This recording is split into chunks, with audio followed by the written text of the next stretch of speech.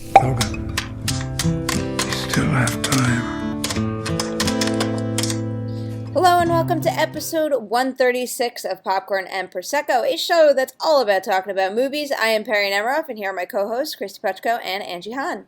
Hey, everybody. Hi. So this week we have our two topics for you. The first one is our hot topic, and we're going to talk about the new Logan trailer, and then we're going to jump into our full review, which is of Ouija, Origin of Evil. So, first up, Logan trailer. I am introducing that one, and I'm really excited about it because I freaking loved this trailer. It's been a lot of fun because we've been covering Logan nonstop. It feels like for about, the past 3 weeks already, where they keep throwing images on that Weapon X Instagram account. We get the poster, we see images of, Wolverine holding some kid's hand, all this cryptic stuff. And I was kind of getting a little frustrated by it. They were all black and white. I didn't really have a sense of what the movie was going to be beyond the fact that, ooh, look, it's going to be an R-rated movie. Here's a severed hand. It's going to be crazy. And then when this trailer dropped, I didn't realize the extent that they would go to just in terms of making this feel like a really grounded, gritty, heartbreaking version of this character. I was really just moved by how much this trailer played like a 90-second character piece. And the music's so good for it. Okay, no. That Johnny Cash number? That music it's how much of the heartbreakingness comes from the music, because that is a very effective song choice, but also the most obvious one. Okay, I get you, but there's a couple of shots in there that I was just like, oh, fuck me. And one of them, Angie, you tweeted about, which is when Logan lays in the little girl's lap in the truck, and you're just like, everything is so sad right now. And then with the shovel, guys, come on, that's very upsetting. I'm like, what I'm really excited about with Logan, because I actually have not been covering the news so much, because you guys know there's a lot, there's a lot going on between work and just busyness on my end. So I haven't been paying attention to that stuff. So the trailer dropped this morning, and everybody was talking about it, so I watched it. And holy shit, it was exciting for me because, as you guys know, the new X-Men movie was a big disappointment for me this year because I tend to like the X-Men movies, and I thought it was just boring and dumb and just bloated and didn't understand character at all. And then you get Logan, and it's like, everything I wanted in that movie is here. They're keeping it small and interesting and based in character, and it looks upsetting, and it looks like it's really gonna get at me, and that's what I want. Because you can do that with big stakes, like I think Civil War did, or you can do that by bringing it back. And I'm really excited because James Mangold also did The Wolverine, and I thought that was a great movie. I thought that they managed to do the big spectacle stuff, but keeping it to a story that I was very connected to. So I'm really excited to see this. And I'm also excited they're not apparently doing Old Man Logan, because I didn't read that comic, but people I know who did, when they told me about how fucking crazy it is with incest, rape, Hulk babies and stuff, I don't want any of that. So I'm really relieved that that's not happening. It was never going to be a super accurate portrayal of it because it uses too many characters that they don't have access to because they belong to Marvel. Yeah, I agree with you. I mean, it feels really different from a lot of superhero movies we've seen. And the thing is though, it's always hard to tell from a trailer how it's going to turn out. We've only seen a little bit of it, but I feel like it's off to a really promising start. And it's also just the movie really does a good job of playing on the fact that we have been watching Hugh Jackman play this character since 2000. That was before the Marvel Cinematic Universe. That was even before the fucking Dark Knight trilogy. That was 3 Spider-Men ago. That's how long he's been. I was in high school. That goes back to what you were just saying before about, would you feel that bad if not for that song? And I think the song is enhancing what the trailer is working off of based on what they've established about Wolverine in previous movies. I've watched Hugh Jackman walk around all hulking and indestructible for how many movies now? And then look at him. It's just his skin is weathered looking. He's got cuts that aren't healing. Professor X just looks like he looks so feeble. Having been watching this franchise since I was in high school, it is really hard to watch these characters in this condition. I also want to point out that, so this is his last movie as Wolverine now, and they are bringing it full circle because the plot of the first X-Men is also about him taking a young mutant girl under his wing and, going on adventures. So it's it's a nice little, bookend. Oh, I like that. That makes me really happy. I was actually thinking when everyone was talking about it today and making goofy memes and stuff that I was like, that's kind of my favorite genre of movie where it's grizzled old man and sweet possibly sassy girl. We don't know a lot about the girl yet, but it's like Curly Sue, the professional. Like those movies, like I loved so hardcore. I was like, I wanted to be someone's baby assassin in training. I was going to say I would like to be the grizzled person that takes the young person under their wing, but then I realized I just want to be the grizzled person. I don't like young people. Well, Halloween is coming up, guys. I think Angie should play the grizzled old person who's taking little Kristy under her wing. Right? Angie, you can be Leon and I'll be Matilda. Oh, this is going to be great. That won't be weird at all. You guys should do that. Even if just for like a joking Instagram picture. I'm going to Photoshop your faces into those characters. That's how this is going to happen. Oh, shit. Speaking of little girls. All right. Yeah, speaking of little girls, why don't we move on to our review? Yeah, now you get it, Kristy. Let's move I couldn't hear it because I was, there's noise around me. It's fine. Yeah, so. It's Ouija, Origin of Evil. Yeah, so here is the IMDb plot synopsis, and bear with me, guys, because it is a mouthful. Preparing and go. In 1965 Los Angeles, a widowed mother and her 2 daughters add a new stunt to bolster their seance scam business and unwittingly invite authentic evil into their home. When the youngest daughter is overtaken by a merciless spirit, the family confronts unthinkable fears to save her and send her possessor back to the other side. So, yes, that's accurate, if long-winded. Yeah, this is... Okay, I was dreading watching this movie because not only is it a prequel to Ouija, which if you remember for our review of Ouija was a stupid garbage movie, but also it's a prequel. Like prequels are horror movie prequels often are inherently bad because you know how they have to end up just to necessitate the next movie. And third, it's based on a goddamn board game. Like there's so much working against this movie being any good. And this movie scared the shit out of me. I was screaming. I was having conversations with the person next to me to talk ourselves down from being scared. Like so me and our friend Michael Arbeiter. What? You're a theater talker. Look, not normally, but Angie, you were in that theater. You saw it was mayhem. I have never seen an audience react like that. People were screaming, people were shouting, people were yelling back in the theater.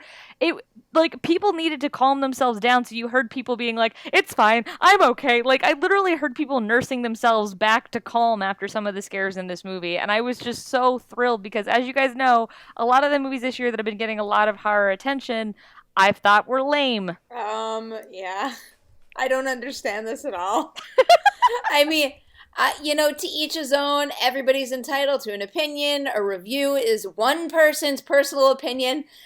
I have to say, though, that I don't really understand the widespread love for this movie. I found it so incredibly predictable. I will say, yes. I loved the parts of the movie that focused on the mother-daughter relationship because I really liked the 3 actresses that played Elizabeth Reeser played the mother, Annalise Basso and Lulu Wilson played the 2 daughters. I thought the 3 of them were great together, and I loved the whole idea of the mother operating a fake seance business out of her home, and the daughters have to help, and they're just trying to get by. And I also loved the predicament of them running this fake scam, but still with the mentality that by lying to people about speaking to their loved ones, that they're actually helping them, which it's funny because it's like it's an outright lie, but I kind of buy it at the same time. I loved that idea. And I was okay with the movie. It's got great atmosphere, even though it does feel almost like, it's hard to follow up a movie like The Conjuring, where the visuals in that are so rich and the period piece element of it is done so well, whereas this felt, for lack of better words, like a cheaper version of that. The parts that really just bugged me is once we started with the demon and, the reason that board makes the connection was incredibly forced, and I really did not like that. I did not like Henry Thomas's character whatsoever. Is that the priest? Yeah, it's the priest character who, okay, fine, the girls need a principal in their school. I don't care about that. Why did he need to have a relationship with the mother and a relationship that was... It is weird that she's flirting with a priest. It was not reciprocated at all. And then he's supposed to come in and kind of save the day, and he's just so ineffectual. He does but I thought that was totally the point. Kind of the point, yeah. I mean, okay, so I'm somewhere in between you two, I think I'm probably closer to Perri. Admittedly, I had a really bad cold when I saw this, so I was very doped up on, cough medicine, so I was maybe not in the best state of mind to enjoy any movie. But I like Perri. I found the scares to be like really predictable, like just telegraphed ahead of time. I did not find the origin of evil, as it turns out to be, like, I was like, oh, okay, but why? And all right, never mind. It's just like generic, like, evil things, bad things stuff, and it's just like, Sure. okay, so that doesn't really matter. And I wish that they so there's a kind of a subplot about like how this family really misses their dad because he died recently, and I wish that they had kind of like hit on that a little bit harder so that we could connect a little bit more like with this family and understand why they're all acting in such weird ways. That was one of the worst part about the Henry Thomas character, the priest character, is I think by having him in there, it almost did a disservice because it was taking attention away from the fact that they missed their father. Oh, I don't agree with that.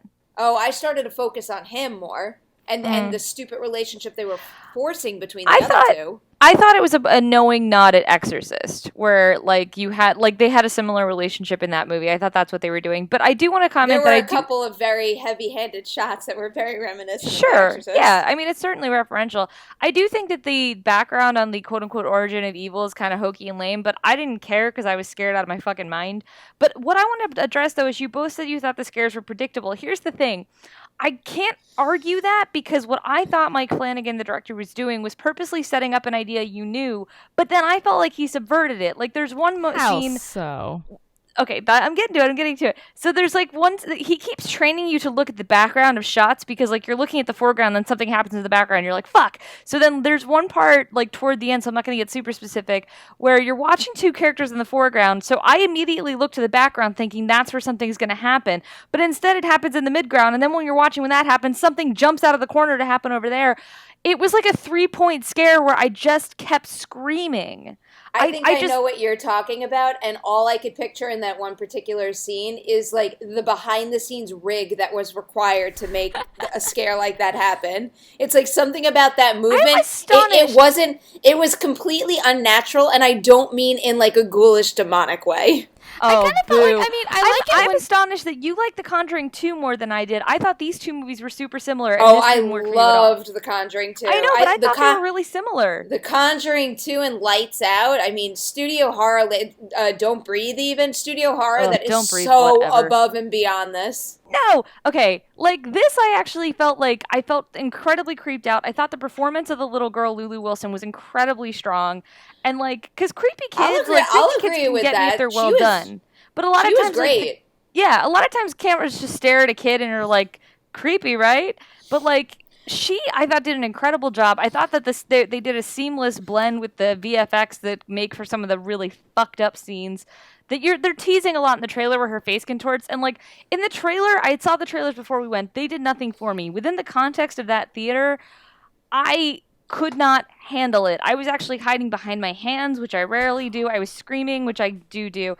But like one thing I gotta say above all else, I get that you guys didn't like it, but like this is such a thing to see in a theater because the audience went nuts. Like, it was so much fun being a part of that audience. And even friends of ours who kind of came in between us on this and said, like, I liked it okay or whatever, said that they thought it was really fun to get to see a reaction like that. Like, there's one woman I'm pretty sure went home traumatized. Like, I've never heard a person scream like one woman in the audience was Why did you find it so... Can you break down what exactly made this so much scarier for you than other horror movies? I'm genuinely curious because I did not think it was that scary. I didn't think it was, like, bad. Like, I thought it was fine. Like, I was like, okay, now we're looking around, so clearly something's going to jump out at me. Oh, there it is. Let's move on. Now we're looking around again. Something else is going to jump out at me. And that's how I felt. Like, I wasn't like, I don't think it's necessarily Don't like... Breathe, where I was like, I don't care about these characters, and we're just running why? around Was with it a superpowered villain. Like, that one gave me nothing. But this, it was like, they presented us with a family I cared about. I liked those characters from like 5 minutes in.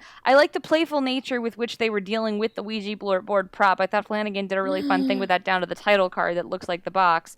And then it was like when the creepy stuff started happening, I really think Lulu Wilson just locked me in. I thought her performance was so upsetting. Like from the first moment where she's like, "Yes, we hear you," I was like, "Nope, no, not okay." Like, I thought she was great. There's one great scene with her where she gives that speech too. I think that was one of the best scares in the entire movie, and it's a scare that's really scary because of her performance. It is a single shot on her saying really sinister and upsetting dialogue. Like a minute versus boyfriend. versus someone just like popping out and jumping at you. Oh my she's god, talking I about don't agree with boyfriend, that right? at all. Like, I think the mirror sequence in this, there's a mirror sequence in this. They tease in the trailer. I would say stop watching the trailers because the trailers give away so much of this movie.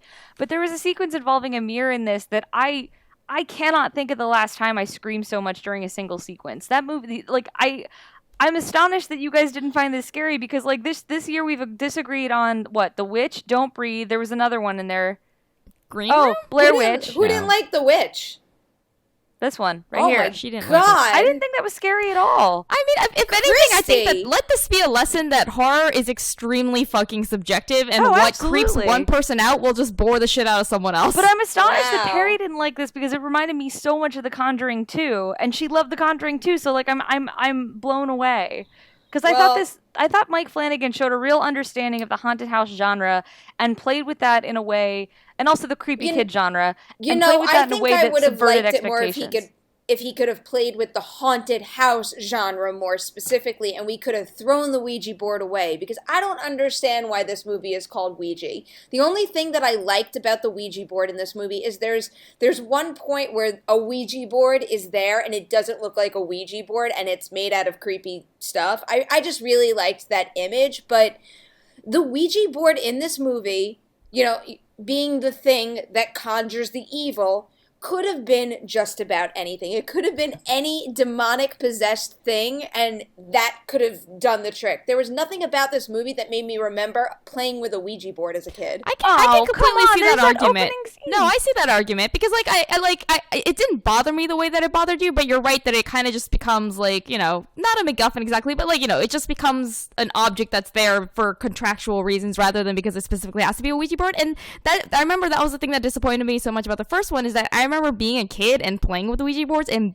just it creeped me out so much, despite the fact that nothing ever actually happened. But that's what I thought and I was don't great think about that, and I think I agree with Perri that I think that they could do more with what is special about Ouija boards that makes them creepy. One idea that could be cool in and of itself, I don't know if it would have worked with a mother and two daughters, but even just the whole idea that, you know, when you have a group of people playing a Ouija board and everyone's got their hands on the thing, it's like, I don't know, just messing with someone's head, like, who is moving it, you know? There's so much that literally happens in the movie. I But did it's- love no, the first time they play with the Ouija board Alright. and then they have like I that don't- friend and she's like she was my favorite character in the whole thing. She's only Yeah. in it for like 2 minutes. I think her but name's she's like hilarious Betsy because or it's this something. girl and that's Kate like Arpland and I playing. agree. We're like, See- Betsy gets it. Yep.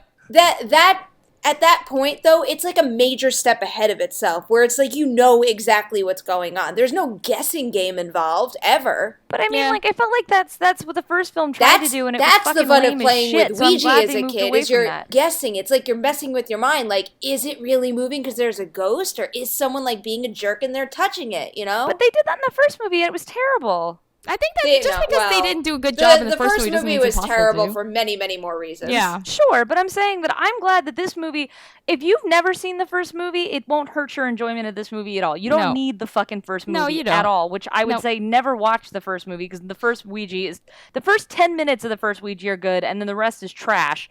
This, I thought, is really cool because it stands on its own. I thought it was so much fun to watch. I was genuinely scared. I was genuinely invested in the characters. I was caught off guard because for all the reasons that I said before, I thought this was going to be terrible. And I'm not even a Mike Flanagan fan in particular. Like Oculus, I liked okay. What was his other one? Hush. I wasn't as into Hush. Hush. It's fine. But like that was one that everybody raved about, and I wasn't super into. So I was quite pleased that this really scared. Like, I don't know, man. Maybe it's like we have different tolerances for creepy kid stuff. I don't know. This really freaked me out. Like I actually. And this is true. This doesn't happen a lot. I woke up at 4 a.m, and I never wake up in the middle of the night when I watch horror movies. Typically, it's really rare. I woke up at 4 a.m. and literally looked around with like my phone flashlight because I was so freaked out from this movie. I mean, I'm happy for you that you had that experience. I can't say I had this similar experience. I do agree that it is much better than the first one, and I think it's decent. Like, you know, it's just in and of itself, I think it's decent. I just didn't think it was like amazing, and while I'm very happy that you were apparently scared shitless, I cannot honestly say that I was. But again, Yeah, maybe that was the cold medicine. I don't know. I'll use that as. I don't want it to sound like I outright hated this movie. I don't think it's a terrible, terrible movie by any means, and I definitely think Mike Flanagan. Damn it with faint praise. Well, I just like Mike Flanagan definitely did a good job putting his touch on something that kind of gave him a very poor start to begin with. And I think the performances were great. And I really did like the mother-daughter relationship in the movie, and I think it worked for the most part throughout the movie. But I didn't enjoy it. It didn't scare me. I saw everything coming, and I found the twist, if you can even call it that, the reveal, so incredibly ridiculous at the end that kind of really ruined it. I mean, when I wrote my written review, it was, it's like right on the cusp of fresh rotten, where it tips the scale toward rotten. I think if they had had a more clever reveal at the end, it would have tipped it the other way. I do agree with you on that. I think the end is weak. I'll give you that. But I gotta say, for me, I had a hell of a ride. And also, this is the only horror movie out right now. And so, like, if you're looking for something scary to see in theaters, I absolutely recommend this. The audience went nuts. Watch Under the Shadow instead. I'm gonna put that out there. I'm sorry. I do want to see that. I haven't seen it yet. Other horror movie, but I had to get that out there. So we should wrap up. In sum, Kristy, I absolutely recommend this. It's a really scary movie. Go with friends. Scream your face off. I say stay home and go rent The Witch, Don't Breathe, Blair Witch, Boo. Green Room, Lights Out. Go have at it. Green Room I'll give you. The rest of those have been do what you want to do. Conjuring 2. Did I say that one? Conjuring 2? Conjuring 2 I liked. I just like this more. I say apparently it's incredibly hard to predict which horror movies you're going to like, so just go or don't. Find out. Who knows? Wow, that was a great recommendation. Right. You should just base your whole decision on Angie, because that gives you a clear way to figure it out. All right, that is a wrap on episode 136 of Popcorn and Prosecco. You guys know what to do. Go over to iTunes, subscribe, rate, and comment. We have our website, popcornprosecco.com. We are on Twitter at Popcorn Prosecco. Please like us on Facebook as well. And then all three of us are all over the internet. Kristy, do you want to take it first? Sure, you can find me all over the internet, but you can find my career highlights at decadentcriminals.com. And if you want to follow me and what I do, go to Twitter. I'm at Kristy Puchko, KristyPuchko. Angie? You can find me on Twitter at AJHAN, and I write for /film.com. And you can find me on Twitter and Instagram at Perri Nemiroff. I write for Collider.com, and I'm on the Collider Videos YouTube channel. And that's all we got for you. Thank you so much for listening. We'll see you next week.